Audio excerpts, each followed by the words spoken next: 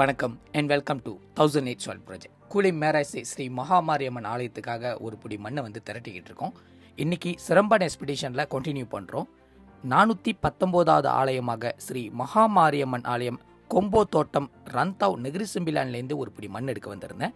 இந்த அம்மன் ரொம்ப விசேஷமான அம்மன் சொல்லலாம். காரணம் இங்கே கொம்போ தோட்டம் சொல்லி கொம்போ எஸ்டேட்னு ஒரு பெரிய வட்டாரத்தில் இந்த அம்மன் உருவாக்கியிருந்தாங்க. தற்பொழுது ஆட்கள்லாம் இடம் மாறி போயிட்டாங்க. இருந்தாலும் இந்த கோவிலோட விசாலம் பார்த்தாலே தெரியுது அந்த காலத்தில் இந்த அம்மனோட வழிபாட்டு எந்த அளவுக்கு இருந்திருக்கும்னு. அந்த அளவுக்கு விசேஷமாக இருந்த ஒரு ஆலயத்திலேருந்து ஒரு பிடி மண் எடுக்கிறது எனது பாக்கியமாக தான் நான் கருதுகிறேன். இந்த வேலையில் டெம்பிள் மேனேஜ்மெண்ட்டுக்கு நான் நன்றியை தெரிவிச்சுக்கிறேன். நம்மளுக்கு ஒரு பிடி மண்ணை கொடுத்ததுக்கு, அந்த அனுமதியும் கொடுத்ததுக்கு.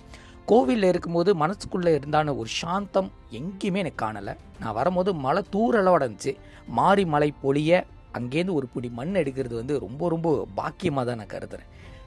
அண்ட் தென் அந்த ஆலயத்தை பக்கத்திலே பார்த்தோமா இன்னொரு ஆலயம் இருக்குது. பொதுவாக இந்த இடத்துல ஒட்டி இருக்கிற ஆலயங்கள் ரொம்ப குறைவாக தான் இருந்திருக்கு. ஆனால் இந்த ஆலயம் மிக அழகாக 2 கமிட்டி மெம்பர்ஸாக இருந்தால் கூட ஒட்டி இருந்து தான் வழிபட்டுக்கிட்டு வராங்க. 420வது ஆலயம் ஓம் ஸ்ரீ முன்னீஸ்வரர் ஆலயம். இந்த ஒரு ஆலயத்துலேருந்து ஒரு பிடி மண் எடுக்கிறதுக்கு அனுமதியும் கிடச்சிச்சு. இந்த ஆலயத்தில் இருக்கிற முன்னீஸ்வரரை பார்த்தோமா இதே மாதிரி விசேஷமான முனீஸ்வரர் எங்கேயுமே நான் பார்த்தது கிடையாது. காரணம் இந்த ஆலயத்தில் முன்னீஸ்வரர் ஒரு குதிரை மேலே சவாரி செஞ்சு எல்லையை காக்கிற மாரி ஒரு விஷுவலில் இருப்பார். அதே நேரத்தில் அவரோட பட்ட குதிரை கூட பார்த்தோமா ஒரு சில்வரில் செஞ்சு வச்சுருப்பாங்க. பார்க்கவே ரொம்ப அம்சமாக இருந்துச்சு.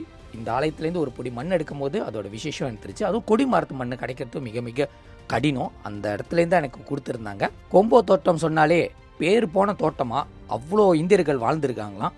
அதே நேரத்தில் இந்த ஆலயத்துக்கு முன்புறமே திருச்செந்தூர் முருகரோட பேனர் பார்த்தோம். எங்கேயோ இந்த முருகர் இருக்காரு சொல்லிட்டு ஒரு மலை மேலெலாம் கடந்து எங்கேயோ போயிட்டோம். 1 மணி நேரம் தேடியும் எங்களுக்கு கோயில் கண்ணில் அம்மடலை. அப்போ தான் தெரிய வந்துச்சு. பார்க்குறீங்க தொலைவில் அந்த கிளாப்பா சைடுக்குள்ளே வரைக்கும் போயிட்டோம். ஆனால் பாதைகள் ரொம்ப கடினமாக இருக்கிற வாசி நேரமும் கடந்து போயிடுச்சு. சரி திருப்பி வந்துட்டோம். இன்னொரு நாள் கண்டிப்பாக இந்த திருச்செந்தூர் முருகர் ஆலயத்துலேருந்து ஒரு பிடி மண் எடுத்துரும் சொல்லிட்டு அவ்வளோ கடினமாக இருந்துச்சு அந்த பாதை. அதே நேரத்தில் அந்த பாதைகளை பார்க்கும்போது முருகர் எங்கேயோ தனியாக வாழ்ந்துக்கிட்டு இருக்காரு. கண்டிப்பாக நம்ம தரிசனம் பார்க்க வரணும்னு மனசில் நினச்சிக்கிட்டேன். மறுநாள் காலையில் எழுஞ்ச கையோட அருகில் உள்ள ஆலயங்கள் எங்கே இருக்குன்னு சொல்லிட்டு சர்ச் பண்ணி பார்க்கும்போது ஒரு ஆலயத்தை குறி காட்டுச்சு. இந்த ஆலயத்துக்கு பார்க்கும்போது மிக விசேஷமாக இருந்துச்சு. ஒரு சின்ன மலைமேட்டு மேலே தாமானுக்கு பின்புறத்தில் இருக்கிற ஒரு மலைமேட்டு மேலே அவ்வளோ அழகான ஒரு காளியம்மனும் அதே நேரத்தில் ஒரு மதுரை வீரனோட ஆலயம் இருந்துச்சு. இந்த ஆலயங்கள் எப்படி கட்டப்பட்டது, எந்தமாரி கட்டப்பட்டது, யார் எதுவுமே தகவல் தெரியல. பட் என்ன இருந்தாலும் அங்கே கான்டாக்ட் நம்பர் இல்லாத வாசி நம்ம மண் எடுக்கலை.